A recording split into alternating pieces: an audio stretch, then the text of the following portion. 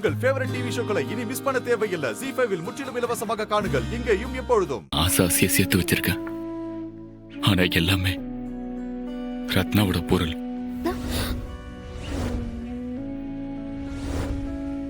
இது அவங்க கிட்டே கொடுத்துருதான முறை. அதான் ரத்னா கிட்ட கொடுத்துருங்க.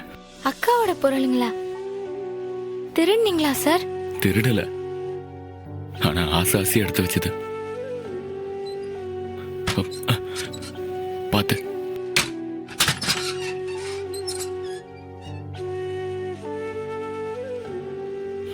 எனக்கு ரத்னாவை பிடிக்குங்க. சின்ன வயசுல இருந்தே ரொம்ப பிடிக்கும். நான் விளையாட்டுத்தனமா இருப்பேன், ரொம்ப சேட்டை பண்ணுவேன். ஆனாலும் என் மனசு எல்லாமே ரத்னா ரத்னா ரத்னா தான். என்னோட சேட்டை தாங்காம அப்பா என்னை கூட்டிட்டு சென்னைக்கு போயிட்டாரு. அப்ப நான் 9th படிச்சிட்டு இருந்தேன். அங்க போனதுக்கு அப்புறமும்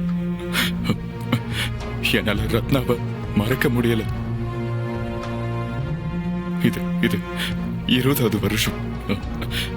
இன்னும் மனசார நான் அவளை லவ் பண்றேன். சாரி, அப்படி சொன்ன தப்பாயிடும். மனசுக்குள்ள அவங்க மேல இருக்கிறது அப்படியேதான் இருக்கு. நாகரிகத்துக்காக பொய் சொல்ல முடியாதுல்ல. என் ஃப்ரெண்ட்ஸ் கிட்ட எல்லாம் ஃபோன் பண்ணி ரத்னா என்ன பண்றாங்கன்னு கேட்டுக்கிட்டே இருப்பேன். அவ பிஎஸ்சி முடிச்சுட்டு பிஎட் பண்றான்னு தெரிஞ்சதும் நானும் அதையே படிச்சேன். இன்னும் சொல்ல போனா எனக்கு இன்ஜினியரிங்ல ஃப்ரீ சீட் கிடைச்சது. ஆனா நான் பிஎஸ்சி படிச்சுட்டு பிஎட் தான் எடுத்தேன். ரத்னா ஒரு ஸ்கூல்ல பிரின்சிபல்னு தெரிஞ்சதுமே ரொம்ப சந்தோஷமான. இதான் எனக்கு கிடைச்ச பெரிய சான்ஸ்னு உடனே அப்ளை பண்ணி இங்க ஓடி வந்தேன். வந்ததுக்கு அப்புறம் தான் ரத்னா ஆல்ரெடி கல்யாணம் பொண்ணுன்னு தெரிஞ்சது.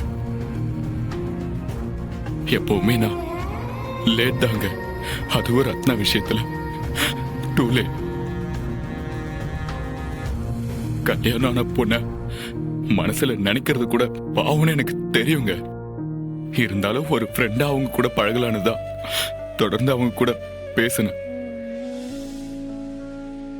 அக்காவை லவ் பண்றீங்களா சார்? ZEE5 ஆப்பை டவுன்லோட் செய்து அனைத்து எபிசோடுகளையும் இலவசமாக பாருங்க.